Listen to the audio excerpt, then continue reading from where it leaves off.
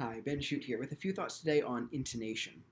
And this is a very fascinating subject, and I think maybe a good place to start is to think about whether you've ever heard violinists or string players that you can recognize not only by their sound, but by their intonation.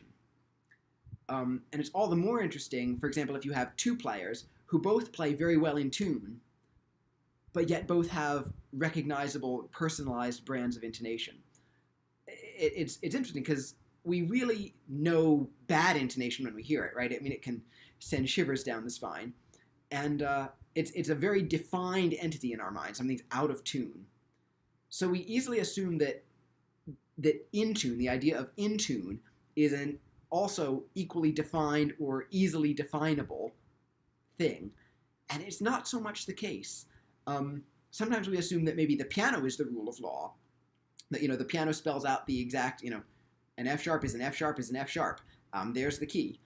But actually, the piano, now, okay, of course, if we're playing with a piano, we tune to the piano. But the piano in and of itself is actually not a great objective measure of intonation. And here's what I mean by that. Say we start on C, just because it's a good starting note, and work through the circle of fifths. So we're going to go through all of the fifths until we come back to another C. So C, and then a fifth above that is G, then a fifth above that is D, and so on. We keep going through the circle of fifths until we come back to a very, very high C. Now imagine that we take that high C and bring it back to the same octave as the C that we started in. If all of the fifths making up that circle of fifths are purely in tune, very, very pure, the C that we end on will actually be sharp. I don't mean just in a higher octave, but if you bring them into the same octave, it will actually be sharp in relation to the C that you started with. And that's bizarre, I know, but that's the physics of it. And we call that pitch discrepancy the comma. And the solution of the modern piano, it's just one solution among many. This is, I'm here in front of a harpsichord. The harpsichord has had all sorts of different tuning systems proposed to try to solve this inherent problem of intonation. But the solution of the modern piano is to take all of the fifths that make up that circle of fifths and squish them by the same amount. So, takeaway number one, intonation is not straightforward even for a keyboard instrument, perhaps especially for a keyboard instrument. But what does that mean in practical terms for us as string players? One practical takeaway, or just one practical thing that we can observe, is that if the piano squishes the fifths, that means that a pure fifth is actually wider than on the piano. The funny thing is that after fifths and fourths, the next purest interval is a major third, right? And of course, fifths and fourths are just inverses of each other, so their intonation properties are essentially the same. But after that, the next class of intervals is major third. So if fifths are wider, a pure fifth is wider than on the piano, funnily enough, a pure major third is narrower than on the piano. So it's bizarre to think about, but that's the way the physics works. So what does that mean as far as how we approach intonation on a string instrument? It's helpful, I think, to think in terms of two parameters of intonation that we can almost imagine they're two axes on a graph. We have harmonic intonation and melodic intonation. Now, harmonic intonation, the place where they most differ is in the major thirds. So in harmonic intonation, I'll do a D scale just because it's straightforward on the violin. I'm going to find each note of this D major scale by tuning the interval that is formed against the root, or as I get higher against the fifth.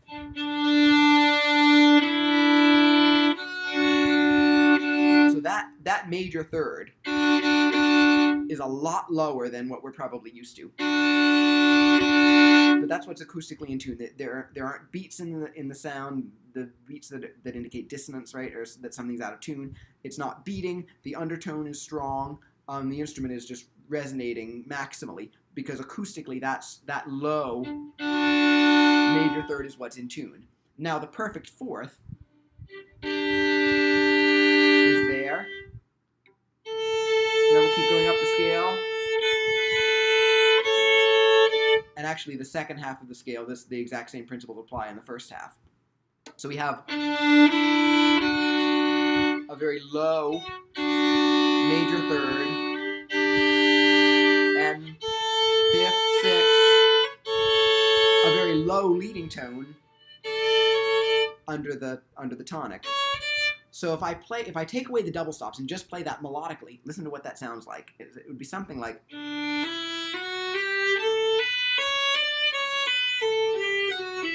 And that probably sounds a little weird to our ears. The reason is because the major thirds, the distance between a pure major third and a pure perfect fourth is actually quite wide. Today, what we're used to hearing is something more like, not this, but where we tuck that. We move the major third up and tuck it right under the fourth. That's for two reasons. One is that it's generally a little bit more melodically pleasing to hear those narrow half steps, certainly to our modern ears. I think another reason is probably to combat the tendency of half steps to become wider as passage work increases on the string instrument, right? The faster the passage work goes, the more there's the temptation to kind of homogenize our intervals so that there's less distinction between half steps and whole steps. And so to combat that, we've learned a kind of intonation that really emphasizes very tight, narrow half steps, which also coincides with more melodically appropriate intonation.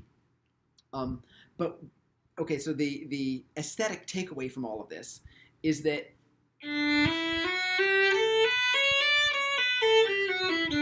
is correct intonation.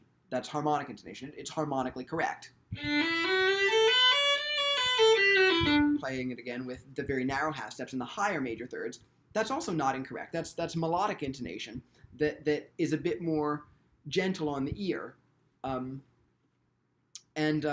So there, within these two parameters, that's why I like to think of them as axes on a graph, because there's often some sort of wiggle room that we can find between the two. We seldom play, because the violin is a melody instrument, seldom plays purely with harmonic intonation. But also we can't play only with, or at least I don't feel we should play only with purely melodic intonation too. I remember growing up with a recording of Henrik Schering's Bach, and Schering was a genius of the violin, one of the great players of the 20th century. But he was coming from a school that taught consistency of melodic intonation. So he'll play Bach, and you'll hear, for example, in the E major partita, things that sound like this.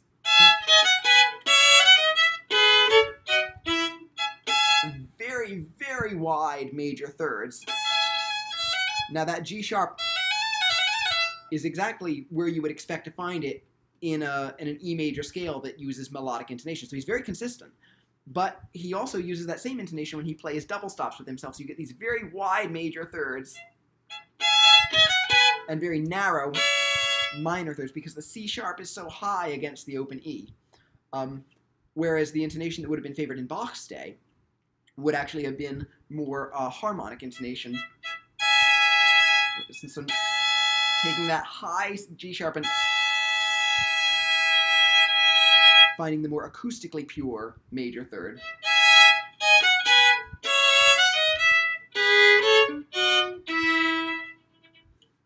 So, of course, as we can see from that, context will very much inform what kind of intonation we want to use. I mean, if you're doing a fast passage, say, last one in a Mendelssohn concerto or something, there's good reason to incorporate some, certainly lean toward more melodic intonation to keep the half steps narrow, and in order to do that, we hear the thirds, we feel the thirds, the major thirds a bit on the bright side. But if you're tuning, say, a sustained chord in a string quartet, then you definitely want to be thinking in terms of harmonic intonation, or else it's going to sound quite out of tune. But very seldom is music that black and white. Very often there's room to find a kind of middle ground between these two paradigms of harmonic intonation and melodic intonation. And that kind of gray area, I think, is what provides the opportunity for players to find the particular brand of intonation that that they find most satisfying. And I think that's why you can hear two violinists who both play very well in tune, but each have their own brand of intonation. It's because they're finding a slightly different path, slightly different places within this gray area between harmonic and melodic intonation that is most satisfying to them. And that can actually be empowering, I think, to us as string players, and energizing, because intonation is not just a matter of good craftsmanship. Yes, it is that, because we definitely know when something is not correct. But within the domain of correct, there's also room for creativity. You know, what do I feel will give the color that I want? What do I feel will give the direction that I want? And there's room for intonation actually to play a role in shaping the interpretive approach to the music, which I think can be a really wonderful thing. So I hope all of this is helpful to think about. And as always, thanks for watching.